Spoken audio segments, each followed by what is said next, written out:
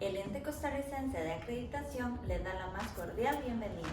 En ECA somos los encargados de acreditar a las organizaciones del país en áreas de evaluación de la conformidad, como lo son los laboratorios de ensayo y calibración, laboratorios clínicos, organismos de inspección, organismos de certificación, organismos validadores verificadores y proveedores de ensayos de actitud para que usted pueda caminar por la vida con confianza. Pertenecemos al Sistema Nacional para la Calidad, un engranaje compuesto por metrología, normalización, reglamentación técnica y acreditación, y su tarea es vigilar para que los productos y servicios cumplan especificaciones definidas por las autoridades de gobierno y los mercados. Además, asegura que los productos y servicios cumplan las especificaciones técnicas. Sus 4 pilares son: Laboratorio Costarricense de Metrología, LCM. Es el laboratorio de referencia en temas metrológicos. Instituto de Normas Técnicas de Costa Rica, INTECO. Es el representante de Costa Rica ante las organizaciones internacionales y regionales de normalización como ISO, IEC, COPAN. Órgano de Reglamentación Técnica, ORT. Es el encargado de coordinar con los respectivos ministerios la elaboración de sus reglamentos técnicos, de modo tal que su emisión permita la efectiva y eficiente protección de la salud humana, animal y vegetal, del medio ambiente, de la seguridad, del consumidor y de los demás bienes jurídicos tutelados. Está coordinado por el Ministerio de Economía, Industria y Comercio. El ente costarricense de acreditación, ECA. Nuestra misión es respaldar la competencia técnica y credibilidad de los entes acreditados para garantizar la confianza del Sistema Nacional para la Calidad, además de asegurar que los servicios ofrecidos por los entes acreditados mantengan la calidad bajo la cual fue reconocida la competencia técnica, así como promover y estimular la cooperación entre ellos.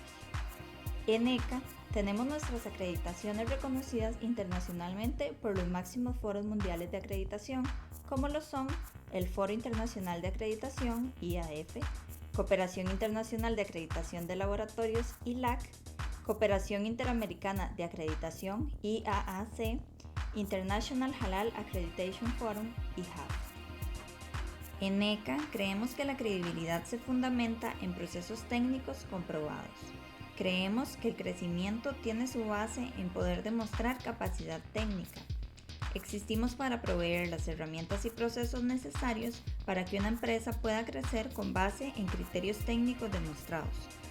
Somos un apoyo para cualquier industria y por eso ponemos a su disposición las personas correctas para que los apoyen a depurar y fortalecer sus procesos. Actuamos con convicción y pasión porque sabemos que el fruto de nuestra labor tiene un impacto en la sociedad en la que vivimos. Creemos en inspirar credibilidad y por eso somos voceros de que el verdadero crecimiento se basa en poder demostrar que las cosas se hacen bien. ECA, generando confianza. En ECA buscamos ser mentores y guías para quienes buscan una acreditación. Brindamos a organizaciones públicas y privadas diversos servicios de capacitación para generar competencia en áreas en evaluación de la conformidad y calidad. Gracias por preferirnos. A continuación, les brindaremos la etiqueta para nuestras actividades en línea. Recuerde mantener el micrófono en mudo mientras no tenga la palabra. El uso de la cámara de video es opcional. Es incorrecto utilizar vocabulario soez para expresarse de forma oral o escrita.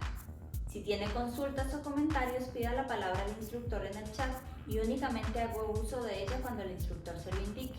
Si cuenta con problemas con el micrófono, puede escribir sus preguntas, observaciones y comentarios en el chat. Cuando tenga el uso de la palabra, indique su nombre para que el instructor lo pueda identificar y proceda a realizar sus observaciones. Dosifique sus participaciones para que otros participantes puedan intervenir. Si va a ausentarse de la sesión momentáneamente, anúnciese en el chat. Al reincorporarse, también debe avisar mediante un breve mensaje por este medio. Cuando finalice la charla o si debe retirarse antes, informe su salida mediante una despedida breve por medio del chat y evite dejar preguntas con respuestas pendientes. Recuerde, en caso de que existan problemas de conexión por parte del ECA, se les enviará un correo informando sobre la situación y los pasos a seguir.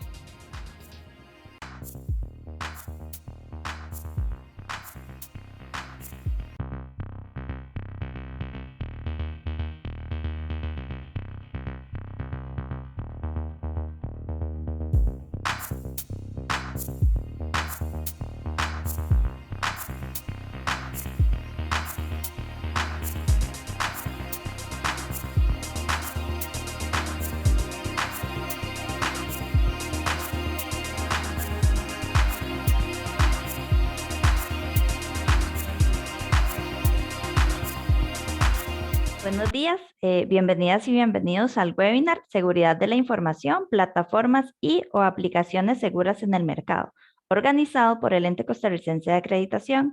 Mi nombre es Cristin Fernández del Departamento de Gestión de la Innovación. Agradecemos su presencia en esta mañana y esperamos que la información que hoy discutamos sea provechosa. Si desea realizar una pregunta puntual, esta se puede escribir en el chat de la herramienta para que sea tomada en cuenta. O si desea, también puede hacer una pregunta levantando la mano en el icono respectivo y le vamos a dar la palabra. Por favor, les voy a solicitar a todos mantener el micrófono apagado. Este webinar lo que busca es dar a conocer los fundamentos generales de la seguridad informática, donde analizaremos plataformas y o aplicaciones seguras del mercado actual. Buscamos apoyar a los OSC que implementan y dan cumplimiento a los requisitos de las normas de acreditación sobre control de los requisitos relacionados al almacenamiento, la protección y la recuperación de los mismos, con el fin de que puedan conocer las plataformas y aplicaciones actuales para su potencial implementación. El encargado del webinar es el actual especialista de tecnologías de la información del ECA, el señor Pedro Sánchez. Él es ingeniero en informática, cuenta con un técnico superior universitario en informática en mención de análisis de sistemas y cuenta con 22 años de experiencia en infraestructura informática, planificación y administración de proyectos. Labora en ECA desde junio del año anterior. Entonces, le damos la bienvenida a Pedro para que inicie con el webinar. Perdón. Bueno, en primer lugar, bienvenidos a todos. Esperamos que estos minutos que vamos a compartir sean provechosos. Al principio vamos a estar estableciendo conceptos sobre, digamos, las partes básicas en las cuales se fundamenta la seguridad, ¿sí? La seguridad global, o sea, la seguridad en el mayor término de la palabra, así como la específica que nos trae en este momento, que es la seguridad de los datos. Entonces, les voy a compartir mi presentación. La seguridad en el orden más general de la palabra se refiere a la ausencia de peligro, ¿sí? Así como la oscuridad es la ausencia de luz, la seguridad es la ausencia de peligro. Pero en un sentido más global, ¿qué es la seguridad? La seguridad es un estado en el cual los peligros y las condiciones que puedan provocar daños de tipo físico, psicológico o material son controlados para preservar la salud y el bienestar de los individuos y la comunidad. Como les digo, es la ausencia de peligro en toda nuestra área, tanto personal, informática, de salud. Siempre la seguridad va a ser la ausencia de peligro. Ahora vamos con qué es la seguridad de la información. La seguridad de la información es el conjunto de medidas preventivas y reactivas, sobre todo reactivas. Esto es lo que normalmente más las organizaciones ponen en práctica, de las organizaciones y sistemas tecnológicos que permiten resguardar y proteger la información, buscando mantener la confidencialidad, la disponibilidad e integridad de los datos. El concepto de seguridad de la información no debe ser confundido con el de seguridad informática, ya que este último solo se encarga de la seguridad en el medio informático, pero la información puede encontrarse en diferentes medios o formas, y no solo en medios informáticos. Por eso es que esto es seguridad de la información a nivel global. Ahora vamos a establecer los tres tipos. Ya hablamos sobre la seguridad de la información a nivel global. Ahora, la seguridad informática, ¿de qué se encarga? La seguridad informática se encarga de todo lo que tenga que ver con la seguridad a nivel de infraestructura. La infraestructura informática de una empresa, de una organización, o la infraestructura personal que podamos tener en casa, ¿sí? La seguridad informática va a proteger tanto la parte lógica como la parte física, porque bueno, la computación, la informática, se basan en estos dos grandes fundamentos, el hardware y el software. Entonces, la seguridad informática nos va a proteger tanto el software, que en este caso, por ejemplo, si estuviéramos hablando de una PC personal, estaríamos hablando del hardware como la PC, como la computadora en sí, el hardware que podemos tocar y que es real. Y la seguridad lógica, en este caso, por ejemplo, del sistema operativo, que es lo que es el software. ¿Ok? La ciberseguridad, a diferencia de la seguridad de información y la seguridad de la informática, se encarga solo, única y exclusivamente de la seguridad de los datos. ¿Ok? Todos a nivel lógico. No se encarga de nada a nivel de estructura física o de hardware. Todos a nivel lógico. Y estas tres grandes áreas la podríamos decir como un símil, así como que la seguridad de la información sería el libro y la seguridad informática y la ciberseguridad serían dos capítulos de ese libro. ¿Ok? Sería un símil bastante llegado a la realidad. Esta seguridad informática o seguridad de información o la ciberseguridad o cualquier tipo de seguridad se basa en tres grandes fundamentos: la confidencialidad, la integridad y la disponibilidad de los datos. ¿Ok? ¿A qué se refiere cuando hablamos de integridad? Que la información no pueda ser alterada por personas que no tengan los privilegios para hacerlo. Por lo tanto, podemos indicar que la integridad implica mantener la consistencia, precisión y confiabilidad de los datos durante todo su ciclo. Es muy importante que la información solo pueda ser modificada por las personas que tengan los privilegios para hacerlo. Los privilegios hablamos en el nivel informático a las personas que poseen el rol o el nivel suficiente para poder alterar, visualizar o compartir esos datos. Luego pasaríamos a la confidencialidad, que los datos o la información no pueda ser vistos, copiados ni editados por personas que no tengan los privilegios para hacerlo. ¿Okay? La confidencialidad se trata de que no lo podamos compartir con personas externas que no necesitan ni deben poder ver, observar o editar ese tipo de información. Y la disponibilidad, que la información siempre esté disponible o accesible cuando se requiera. Esto quiere decir que en el momento que la persona necesite tener la información, que haya la posibilidad, tanto a nivel físico como a nivel lógico, de poder acceder a esa información. Ahora, hablando ya directamente sobre la ciberseguridad, según la ISACA, que es una empresa que se encarga, es un especialista de muchos años a nivel de la seguridad, de la ciberseguridad, define la ciberseguridad como la protección de los activos de información, abordando las amenazas a la información procesada, almacenada y transportada por sistemas de información interconectados. Entonces aquí logramos ver nuevamente que solamente se encarga de la parte lógica. Ahora, para poder, digamos, darle continuidad a la parte de conceptos básicos, vamos a ver qué es un malware, ¿sí? ¿De dónde proviene la palabra malware? Proviene de la palabra en inglés malicious y software, ¿sí? Sería malware. Pero, ¿qué es un malware? Un malware es el término genérico utilizado para describir una variedad de software hostil o intrusivo. Virus informáticos, gusanos, caballo de Troya, ransomware, spyware, adware, software de miedo, entre muchos otros, porque pues si nos ponemos a nombrarlos todos, no creo que terminemos. Y este software pueden tomar forma de código ejecutable a través de archivos .exe, que es una de las cosas que nosotros, digamos, los que nos encargamos de esta parte de la infraestructura y la seguridad, siempre le indicamos a nuestros compañeros y a todas las personas que conocemos, en realidad esto es un consejo global, que si les llega un correo electrónico con un archivo que al final dice .exe, bajo ninguna razón lo ejecuten, a menos que sea algo que estén esperando. Pero si les está llegando así de la nada, nunca lo ejecuten porque normalmente es parte de un software malicioso. Aparte, el malware también puede encriptar o eliminar los datos confidenciales. Esto está puesto muy de moda con los ransomware. Modificar o desviar las funciones básicas del ordenador y también espiar la información de los usuarios. El malware es utilizado por los ciberdelincuentes para generar dinero, pero también puede ser utilizado con fines de sabotaje. Por razones políticas, generar pánico, caídas de acciones de compañías, entre otras muchas razones que puede tener un cibercriminal. Hay muchos ejemplos de empresas que, por ejemplo, sobre todo la parte automovilística, que cuidan mucho su seguridad, ya que la competencia o muchas personas, muchos cibercriminales están buscando robar los planos para poder vendérselos a las competencias. Entonces, esto es parte de todo el juego que tienen los cibercriminales con el malware. Vamos a ver algunos tipos, digamos los tipos así más importantes que creo que deberíamos nombrar. Entre ellos tenemos los virus, los spyware o adware, ransomware, rootkit, gusanos y troyanos. Y aquí hay algo muy específico, deberíamos tomar en cuenta, que normalmente las personas cuando hablan de malware se refieren en realidad a virus. Y todo, básicamente todo, lo que creen que pueden estar pasando en su plataforma, lo denotan con un virus. Mi máquina está muy lenta, es un virus. El software no me abre, es un virus. Tengo mucho contenido, el disco se me está llenando, es un virus. No sé, la democracia falló, es un virus. Entonces, básicamente todo lo que pasa le decimos virus, pero en realidad son malware. ¿Okay? Virus es una especie de malware. Entonces vamos a empezar a definir algunos de los más importantes.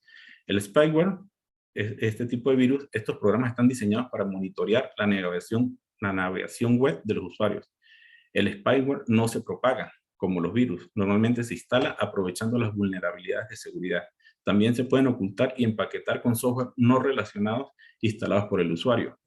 Los ransomware. Este tipo de malware estuvo muy de moda, de hecho está muy de moda en este momento, porque este software malicioso afecta de manera directa la información del usuario, cifrándola totalmente y requiere, para que la descifre, un pago, que normalmente es un pago alto, ¿sí? Económico.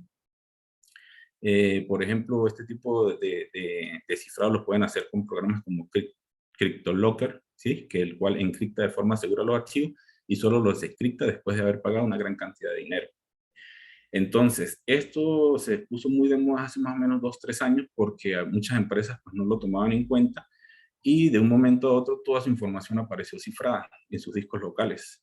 Y pues nadie sabía cuando fue que les llegó un correo diciéndoles que, bueno, que habían sido víctimas de un ransomware, de un ataque cibercriminal y que tenían que pagar una determinada cantidad de dinero. Y sobre todo lo piden en criptomonedas para no poder ser rastreable. Normalmente en más del 95% de los casos, así pagues el dinero, la información está perdida. Por lo tanto, hasta las autoridades competentes lo que primero recomiendan es que no se pague el rescate. ¿Okay? Pasamos a los rootkit. Este malware permite al hacker instalar una serie de herramientas para acceder de forma remota al equipo pirata.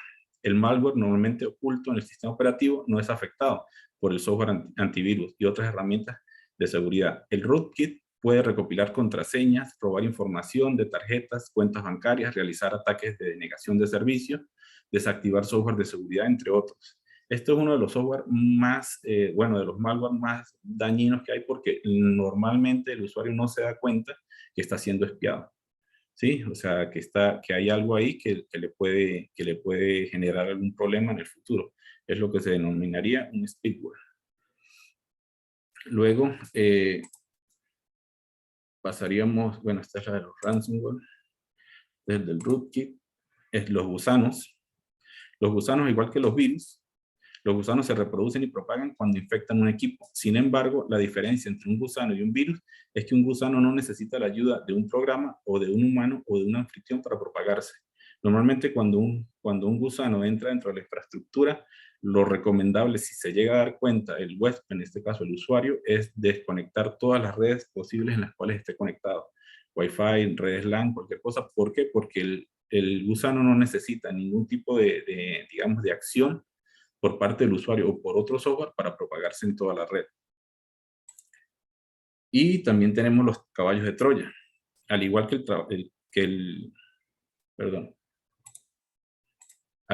el caballo de Troya de la mitología griega, este malware se disfraza de un programa seguro diseñado para engañar a los usuarios para que lo instalen voluntariamente en su propio sistema. En general, el cibercriminal utiliza un caballo de Troya para robar información financiera y personal. Es básicamente muy parecido también a los spyware, ¿sí?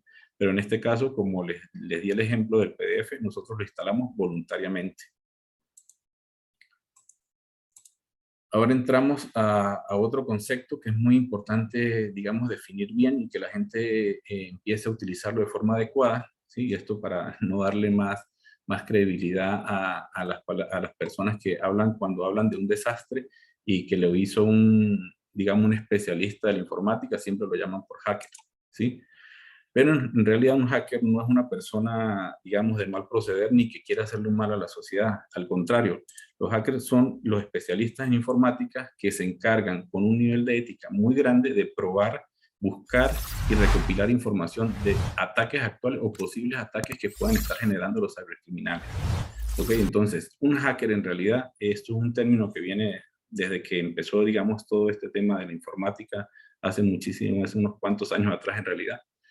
Y se le denominaba hacker a la persona que era, digamos, el especialista de la empresa o era el que más conocía sobre informática y de ahí empezaron a llamarlo hacker.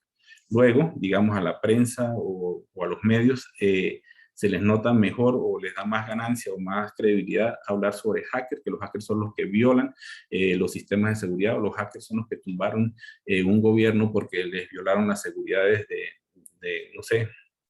su gobierno. Entonces era mucho más atractivo para conseguir más vistas y que las personas lo leyeran más, nombrarlos hackers.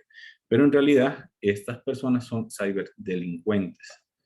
Son personas que no tienen ningún tipo de ética y mayormente lo hacen por dinero. Dentro de estos ciberdelincuentes, los más importantes son los activistas y los ciberterroristas, ¿sí? Los activistas, podemos colocar un ejemplo muy claro, por ejemplo, podríamos denominar Anonymous, ¿sí?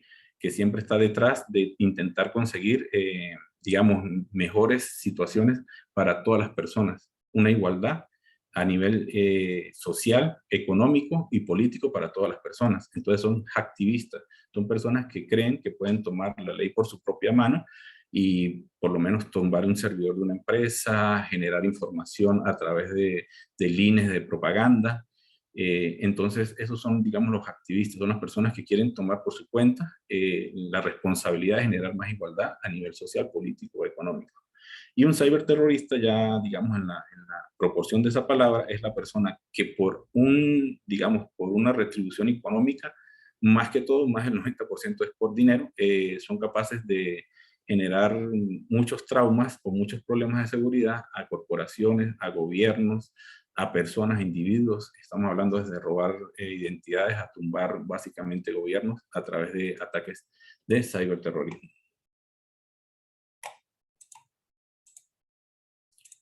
Ahora tenemos que pasar a la parte de vulnerabilidades. Ya conocemos qué es la seguridad, conocemos algunos software o malware con los cuales nos atacan la seguridad, pero ahora debemos, digamos, definir qué son las vulnerabilidades.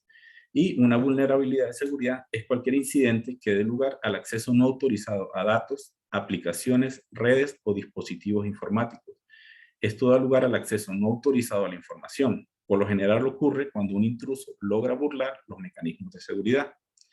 Desde el punto de vista técnico, hay una diferencia entre la vulneración de seguridad y una vulneración de datos. Una vulneración de seguridad es en efecto una intrusión, mientras que una vulneración de datos implica que el cibercriminal se escapa con la información.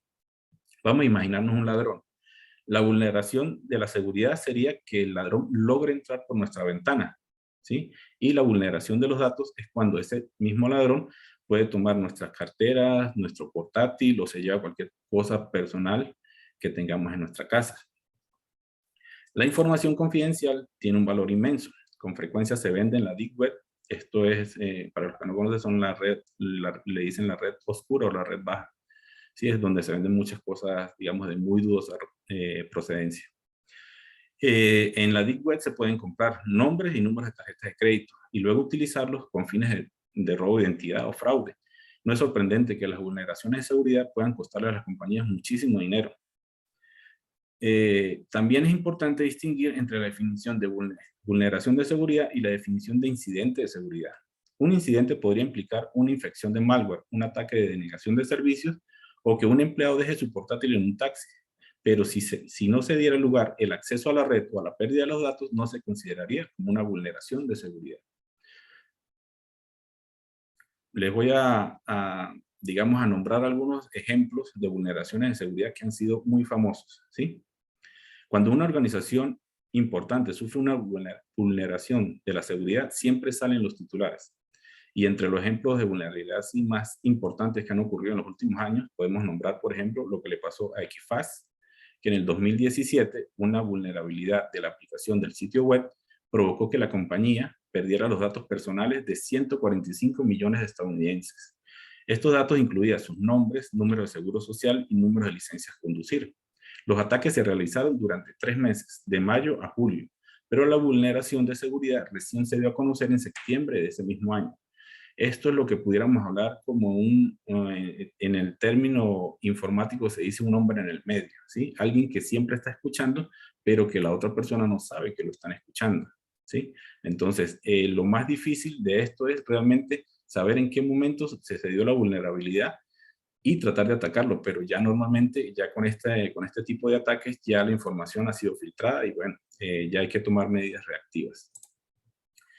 Al gigante Yahoo, 3.000 millones de sus cuentas de usuarios se vieron comprometidas en el 2013, cuando un intento de phishing permitió a los delincuentes irrumpir en la red, ¿sí? También le pasó a eBay, sufrió una vulneración de seguridad en el 2014, aunque la información de las tarjetas de crédito de los usuarios de PayPal no estuvo en riesgo, las contraseñas de muchos clientes se vieron comprometidas. La compañía actuó rápidamente y envió un correo electrónico a sus usuarios para solicitarle que cambiara sus contraseñas para permanecer seguro. Pero ojo, esto puede pasar, por ejemplo, que la persona los correos los tenga solamente en su computador y ese correo lo revise una vez al mes. Entonces, pues bueno, imaginen lo que se pudo haber pasado en ese caso. Este es un caso muy famoso, fue el sitio de citas Ashley Madison, que se promocionaba para personas casadas que deseaban tener aventuras. ¿Sí? Fue vulnerado en el 2015. Los ciberdelincuentes llegaron a filtrar una gran cantidad de datos de los clientes a través de Internet. Los extorsionistas apuntaron a los clientes cuyos nombres se filtraron. Informes no confirmados, y esto sí lo dijeron muchos medios, pero no lo confirmaron, existieron hasta varios suicidios de personas que fueron expuestas. Por otro lado, Facebook sufrió fallas internas de software que generaron las pérdidas de datos personales de 29 millones de usuarios en el 2018. Esto fue una vulneración de seguridad particularmente vergonzosa, sobre todo para Facebook, ya que las cuentas comprometidas incluían las cuentas del director general, de Mark Zuckerberg, que quedó expuesta. La cadena hotelera Marriott anunció una vulnerabilidad de seguridad y datos que afectó los registros de hasta 500 millones de clientes en el 2018. Sin embargo, su sistema de reserva de huésped había sido vulnerado en el 2016. O sea, habían pasado 2 años para poder descubrir la vulneración. Y tal vez el caso más bochornoso de todos fue el de la empresa checa Avast, un especialista de la seguridad informática. Y aunque por ser una empresa de ciberseguridad, no lo hizo inmune, ya que se reveló una vulneración de seguridad en el 2019, cuando un ciberdelincuente logró poner en peligro las credenciales VPN de un empleado. Esta vulneración no amenazaba los datos de los clientes, sino que tenía como objetivo insertar malware en los productos de Avast. O sea, estaríamos hablando de un troyano. Y ya para nivel general, hace más o menos 10 años, muchas empresas trataban de mantener en secreto las noticias sobre vulnerabilidades de seguridad para no perder la confianza de sus consumidores. Sin embargo, ahora es cada vez más improbable que se actúe de esta forma, ya que, por ejemplo, en la Unión Europea, el Reglamento General de Protección de Datos exige a las empresas que en caso de vulneración notifiquen a las autoridades competentes, así como a todas las personas cuyos datos personales pudieron estar en peligro.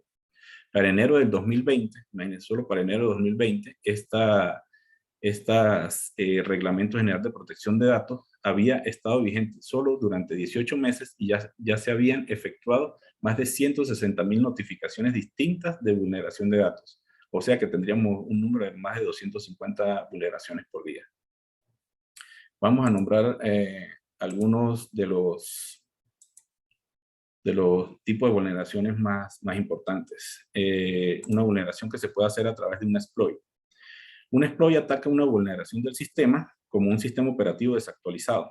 Por ejemplo, los sistemas heredados que no se han actualizado en empresas donde utilizan versiones desactualizadas y versiones de Microsoft Windows que ya no cuentan con soporte son supremamente vulnerables a los exploits. El exploit lo que hace es atacar en un punto determinado al sistema operativo generando una acción que puede ser a través de, digamos, explotada, en este caso, activada por un usuario o activada por un sistema o activada simplemente por un tiempo.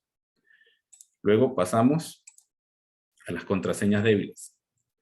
Las contraseñas débiles es uno de los grandes problemas porque pues el usuario, digamos que si no tiene conciencia de lo que realmente está compartiendo, pues le da igual colocar una contraseña tan fácil como 1, 2, 3, 4, 5. ¿Sí? Eso fue una de las grandes cosas que dejó Snowden cuando lo arrestaron, y él dijo que fue muy fácil vulnerar porque es que la mayoría de las contraseñas eran 1, 2, 3, 4, 5 y de altos miembros del buró que fue atacado. El ataque de malware. Con los correos electrónicos de phishing pueden utilizarse para ingresar. Basta con un empleado que haga clic en un vínculo de un correo electrónico de phishing para que el software malicioso empiece a propagarse por la red. Esto es cuando hacemos phishing, es algo como nombrado como suplantación de identidad. Esto es que de repente nos llegue un correo de un banco y pensamos que es un banco y nos dice, es que estamos actualizando las contraseñas de acceso a nuestra plataforma web. Por favor, haga clic en el siguiente link para que restablezca su contraseña. y nosotros creemos que es nuestro banco y simple y llanamente pues damos lead de forma ciega y lo que están haciendo es una suplantación de información para poder conseguir nuestra contraseña actual. Entonces, mucho cuidado con eso. Luego tenemos también las descargas, y esto sí ya es las personas que utilizan Internet para descargar software, programas, películas. Dependiendo del sitio donde se hagan las descargas, recurrentemente los ciberdelincuentes aprovechan para ocultar virus o malware enviados directamente con la descarga que se está haciendo. Normalmente el usuario no se da cuenta, pero por detrás se está ejecutando un software malicioso que el ciberdelincuente aprovechó para incluirlo dentro de la descarga. Y de último, pero no la menos importante, vamos a hablar sobre la ingeniería social. También se puede utilizar para obtener acceso. Por ejemplo, un intruso llama por teléfono a un empleado, le dice que es el servicio de asistencia informática de la empresa y le pide la contraseña para reparar la computadora. Y el usuario, pues, digamos, creyendo que realmente es así, le da la contraseña y ella le abrió toda la puerta al ciberdelincuente. La ingeniería social, digamos, está puesta muy de moda, sobre todo en grandes organizaciones, donde hay mucha gente que incurre en el proceso de creación o producción de algún producto y que es importante para la competencia conocer, digamos, todas las especificaciones técnicas de ese producto. Entonces, normalmente hay alguien que se hace pasar o empieza a hacerse amigo del portero de la empresa o de alguien de mantenimiento de la empresa. A veces no se subestima el poder de las personas que tienen acceso a las organizaciones, y eso está, digamos, es muy importante tenerlo en vista porque normalmente esas son las mayores vulneraciones que se tienen a nivel de ingeniería social. En los ejemplos de vulneraciones de seguridad mencionamos anteriormente, se utilizan diferentes técnicas para obtener acceso a las redes. Normalmente los ciberdelincuentes no utilizan una técnica, una sola técnica no, sino que utilizan varias para poder llegar a sus objetivos. Yo puedo hacer, por ejemplo, generar una ingeniería social para poder entrar a los servidores y luego instalar un exploit. O me doy cuenta a través de la ingeniería social de que las contraseñas son débiles y genero un ataque de malware. Entonces hay que estar muy pendiente con todas esas cosas. Todas son importantes. Y estas no son todas. Esto no es una receta. Estas son algunas de las que a mí me parecen, por mi experiencia, de las más importantes que deberíamos nombrar. Ahora, por darles un dato, aquí en Costa Rica, en el 2021 se experimentaron más de 2.500 millones de intentos de ciberataques. Solo aquí en Costa Rica. Esto lo podemos ver en el periódico La República, ¿sí? Y a nivel global, podemos ver los datos del año pasado, que más del 33% del ransomware ofrecieron pérdidas por más de 111.000 millones de dólares. Y 80% de phishing, como habíamos nombrado, el phishing es un malware de suplantación de identidad, arroja pérdidas de más de 17.700 dólares por minuto. Por minuto, eso es un tema, es un dato que debemos tener relevante. 94% del malware se envía por correo electrónico. Entonces las personas deberían tener una capacidad mayor de ver lo importante que es el correo electrónico y los ataques que se podrían generar a través de esa herramienta. El 30% de las violaciones de datos involucra actores internos. Esto es lo que estamos hablando sobre la ingeniería social. Cuando no puedes porque las plataformas de la organización, de la empresa o de la persona son muy robustas y se ha dado la tarea de poder establecer su seguridad como principal objetivo, los ciberataques entonces van hacia la parte de ingeniería social, ver a quién conoce, ven a dónde se dirige el usuario o ver por dónde pudiéramos ingresar a la sala de servidores para poder instalar algún tipo de malware. Bueno, aquí entramos a la pregunta ya conociendo, digamos, los conceptos básicos, sabiendo qué es la seguridad, cómo nos pueden atacar. Ahora, pues, ¿qué es lo que podemos hacer? ¿Qué es lo mínimo que podemos hacer dentro de nuestras organizaciones o a nivel personal? Lo primero sería generar un inventario de las vulnerabilidades. Esto es muy importante y es, digamos, entre comillas, bastante fácil de hacer. Debemos ver dónde están nuestros servidores, debemos ver si lo tenemos a nivel local, debemos revisar si a la sala de servidores tiene acceso todo el mundo, por ejemplo, o si la puerta de la sala de servidores siempre está abierta y no tiene seguro, ¿sí? Entonces, o verificar si nuestro sistema operativo está actualizado o no está actualizado. Entonces, hacer un inventario de las vulnerabilidades es uno de los primeros puntos que deberíamos hacer. Luego, capacitar a todos los empleados y generar conciencia. Esto es muy importante. A veces no se tiene la conciencia absoluta de lo que pueda pasar en la organización si nosotros como usuarios no tenemos la seguridad mínima que se necesita pues, para que los sistemas estén seguros. Un momento, voy a tomar un poquito de agua, me disculpan.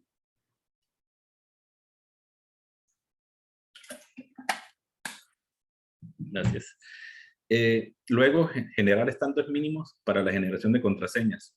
Esto es muy importante, a veces el usuario no comprende por qué la persona de informática le exige que su contraseña sea mínimo, por ejemplo, de 10 caracteres. No, pero es que para recordarlas, es que tengo muchas. Bueno, es necesario porque por ahí es donde entra la mayor cantidad de malware en una empresa tratando de hacer, eso se llama ataques de fuerza bruta, para tratar de conseguir contraseñas débiles y por ahí poder entrar a los sistemas. Además de los estándares mínimos para la generación de contraseñas, también debemos establecer máximos tiempos de validez para las contraseñas. A veces también el usuario dice, no, pero es que me pide cada 2 meses o cada 3 meses o cada 6 meses cambiar la contraseña. Sí, realmente para nosotros en el área informática es muy importante que esas contraseñas se cambien. ¿Por qué? Porque podríamos estar teniendo, por ejemplo, lo que hablamos del hombre en el medio, que a través de una contraseña que logró violentar de un usuario, él esté ahí y tenga 2 o 3 meses escuchando todos los correos, por ejemplo, del usuario. Si el usuario cambia la contraseña, ya el cibercriminal ya no tendría el acceso porque la contraseña fue cambiada. Entonces tendría que volver a hacer todo el ataque y bueno, por lo menos con eso le generamos un problema.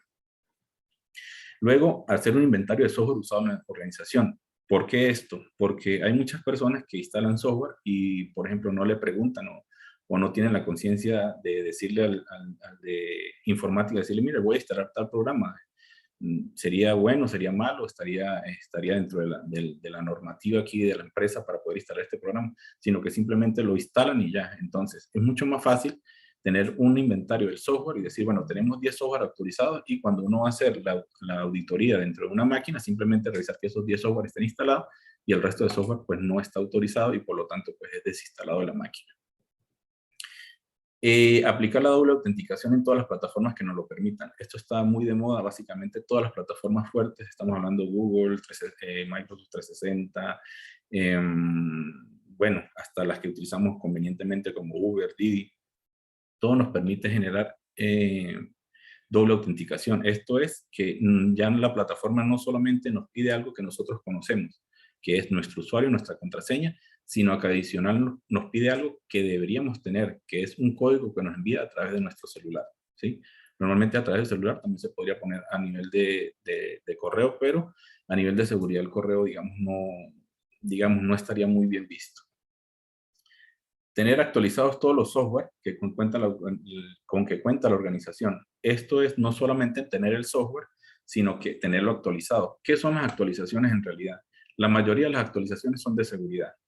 Normalmente el proveedor la intenta, digamos, como enmascarar diciendo que es una nueva funcionalidad, pero te agregan una pequeña funcionalidad, pero te agregan del 100% de la actualización, el 95, 97, 99% son parches de seguridad y el otro 1% es la funcionalidad que te están diciendo que te van a dar si instalas esa actualización. ¿Por qué? Porque para ellos también es muy importante que su software no salga entre las primeras planas diciendo que fue atacado a través de una vulnerabilidad.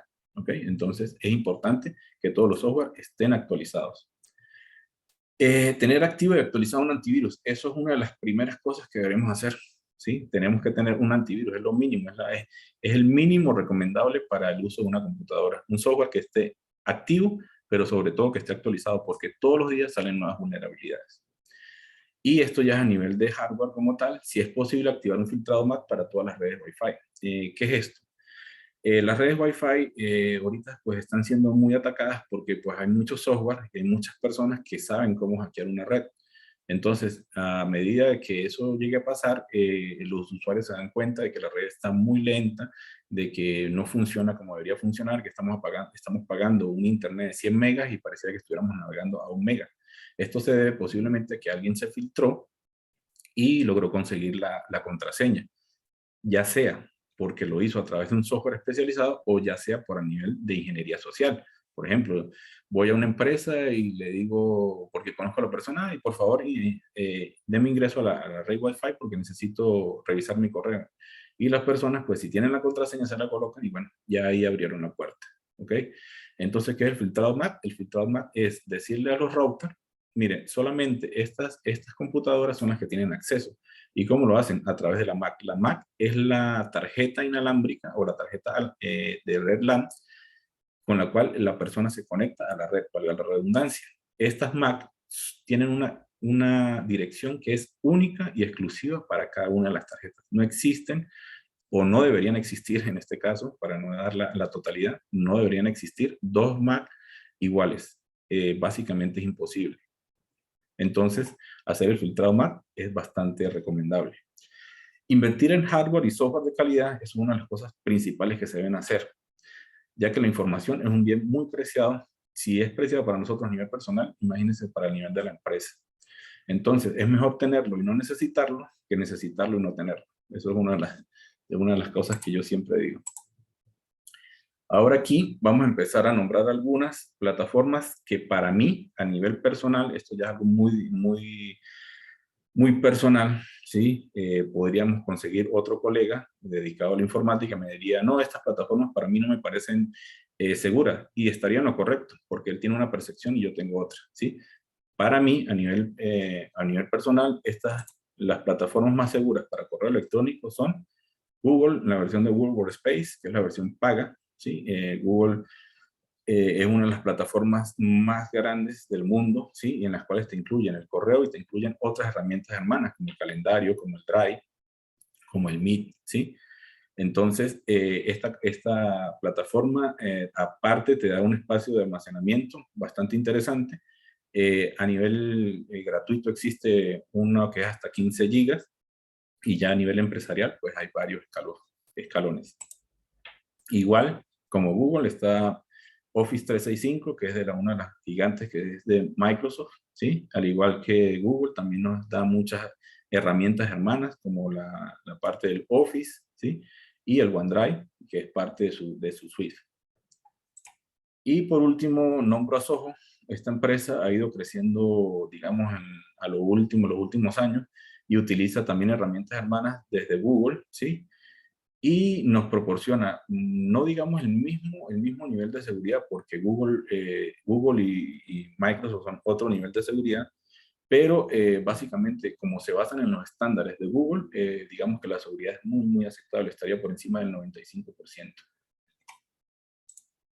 Ahora vamos a plataformas seguras en la parte de antivirus. Vuelvo y reitero, esto es a nivel personal. Esto es lo que, por mi experiencia y los años que yo ya tengo trabajando en la parte de infraestructura, les podría recomendar. Panda ha ido creciendo mucho. Anteriormente, hace, no sé, 10, 15 años atrás, normalmente a la gente de informática no le gustaba porque eran programas muy pesados, igual que Norton, pero digamos que en los últimos años han avanzado mucho y son software muy ligeros, son antivirus muy ligeros, y que lo que más me gusta a mí es que tienen consolas administrativas, en las cuales básicamente se puede hacer toda la administración de la herramienta centralizada. Luego tenemos a ESET, básicamente igual que Panda. Esto tienen consolas administrativas globales, o sea, centralizadas, para controlar todo el antivirus de una organización. Norton es igual a Panda, igual a ESET, tiene creo que muchos más años de experiencia en todo este tema de la seguridad. Y últimamente sus antivirus han mejorado muchísimo a nivel de rendimiento de cada una de las estaciones de trabajo. Kaspersky, a nivel perceptivo, a nivel personal, es para mí uno de los mejores. Es un antivirus ruso. Está nombrado como uno de los mejores, sobre todo de los que mejores trabajan en la parte de, digamos, de conseguir nuevas bases de virus que se están filtrando en la red. Son muy buenos en ese punto. Y McAfee, digamos, es un histórico de todo este tema de los antivirus. Y bueno, también posee las versiones ahorita, esas que están en línea, con consolas administrativas centralizadas, y que bueno, que producen mucha confianza a nosotros los administradores. Pasamos a las plataformas seguras de almacenamiento en la nube.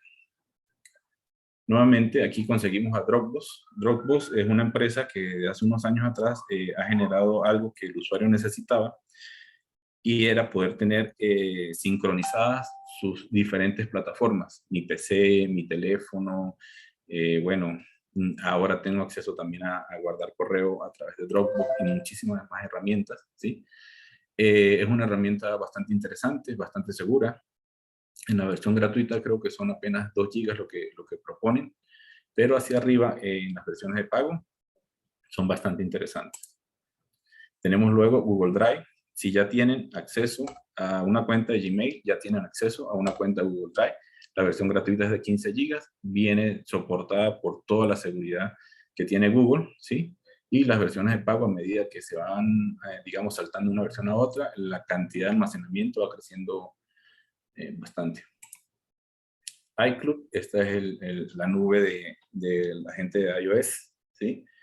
Te dan una versión también gratuita, bastante corta, y luego a nivel que pagas te van dando mucho más almacenamiento. OneDrive es la herramienta o digamos, la herramienta de almacenamiento de la plataforma de Microsoft. InterDrive, esto es un software que me parece bastante interesante, no es tan comercial como lo que estamos nombrando aquí anteriormente.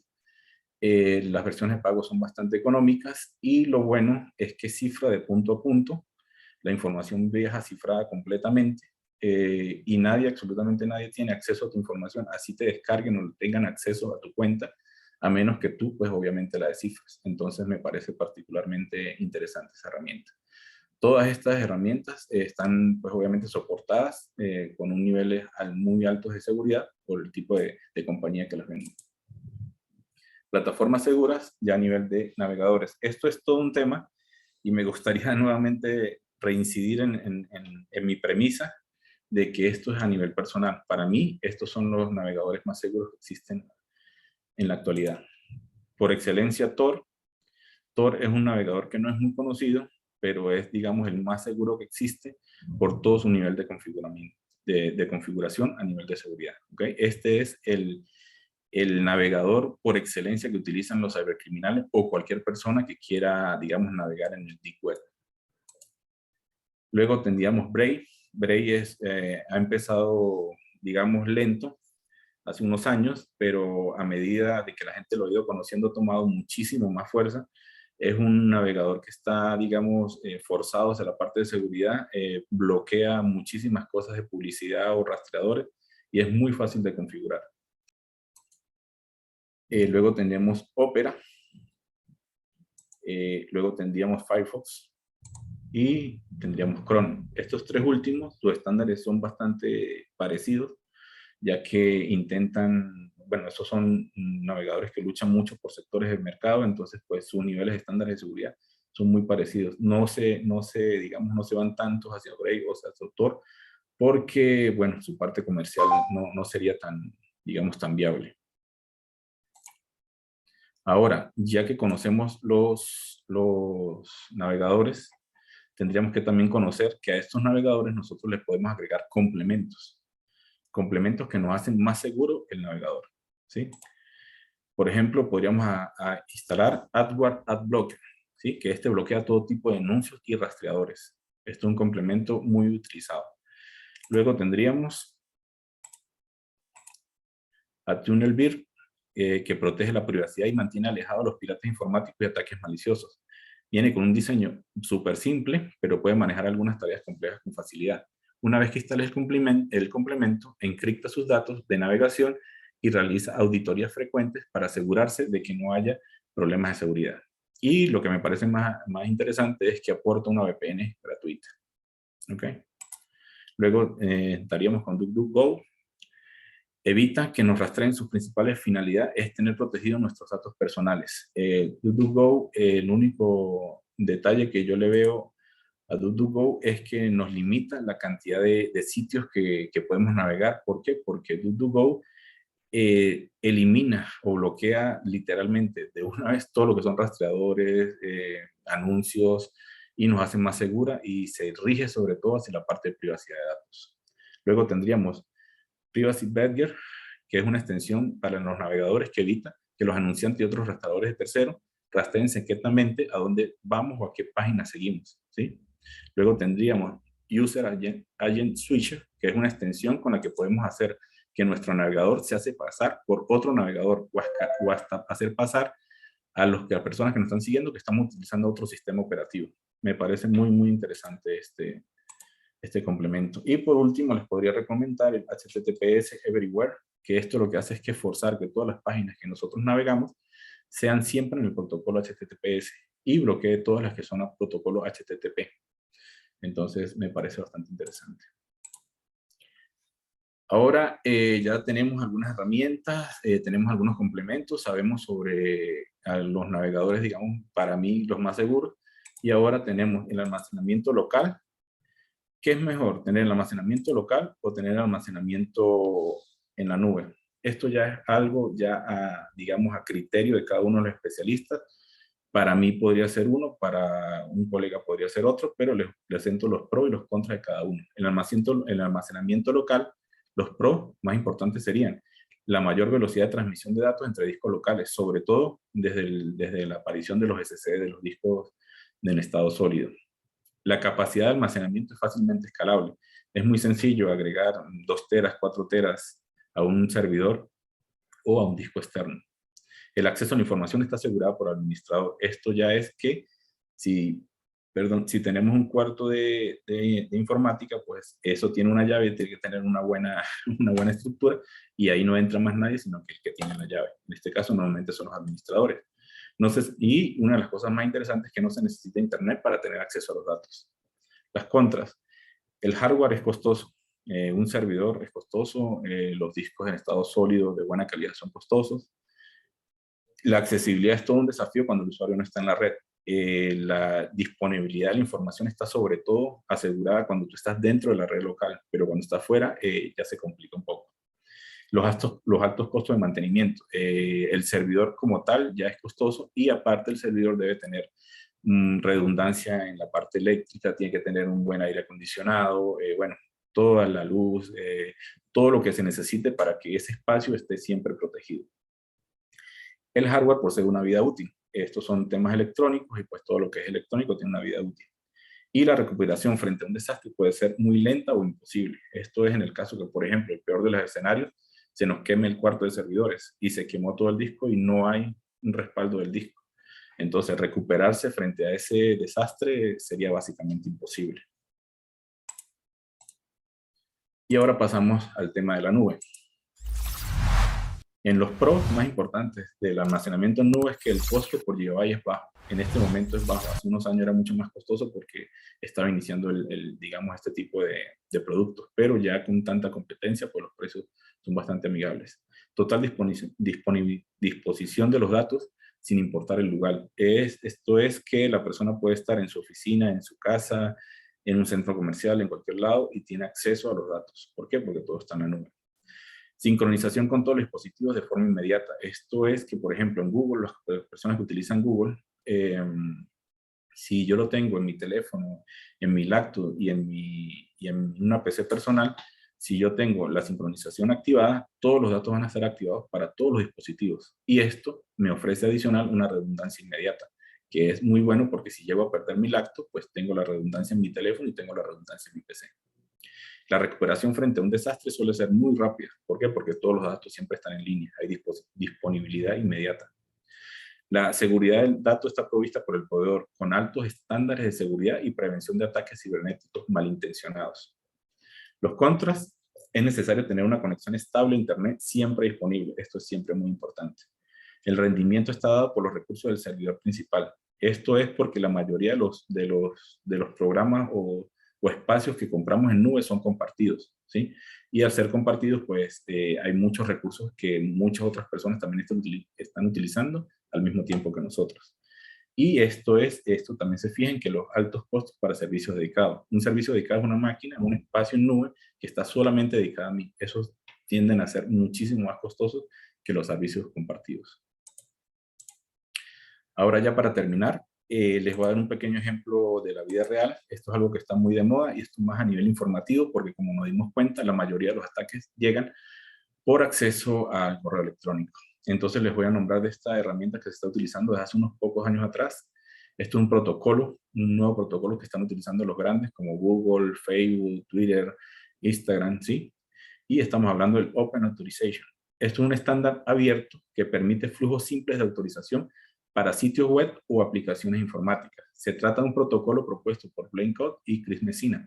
que permite autorización segura de una API de modo estándar y simple para aplicaciones de escritorio, móviles y web. Este mecanismo es utilizado por compañías como Google, Facebook, Microsoft, Twitter y YouTube para permitir a los usuarios compartir información sobre sus cuentas con aplicaciones de terceros o sitios web. ¿Qué es esto?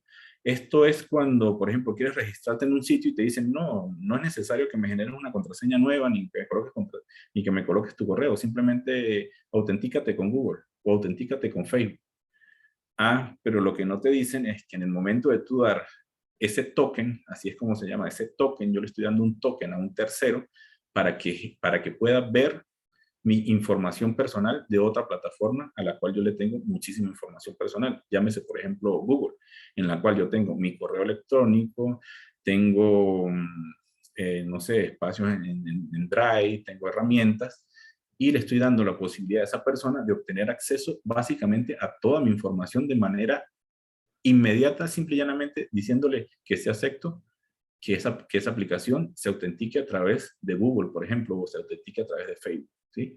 Les voy a dar un caso de la vida real. Aquí estoy yo muy feliz porque me siento seguro y tengo una casa de campo. Y en esta casa de campo es difícil el acceso. Por lo tanto, yo agarro y digo, como yo casi nunca estoy ahí, yo voy a colocar un guardia de seguridad que no me permita que nadie entre.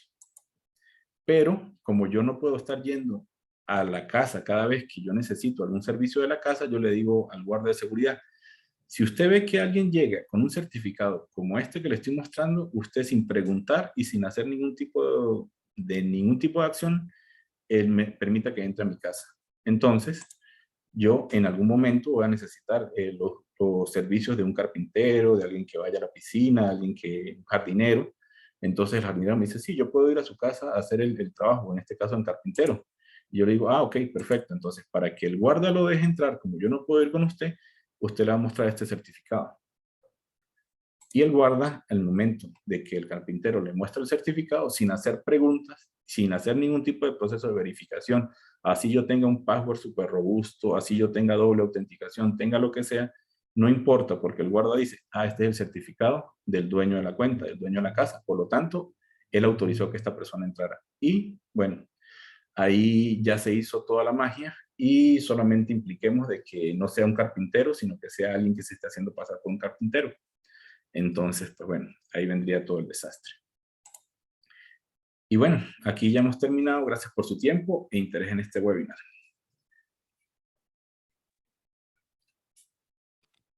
Gracias, Pedro, por la presentación. Cursos ahora para abril y para mayo. En abril todos los cursos están abiertos bueno, todos los cursos están abiertos al público, pero en abril lo que quiero decir es que ya los cursos están abiertos, que ya logramos alcanzar el cupo mínimo. Entonces, para que lo tengan presente y si gustan pueden participar en las capacitaciones que les ofrecemos. Y ese es el de mayo. Tenemos el programa especializado en validación de métodos. Empezamos con el módulo 1.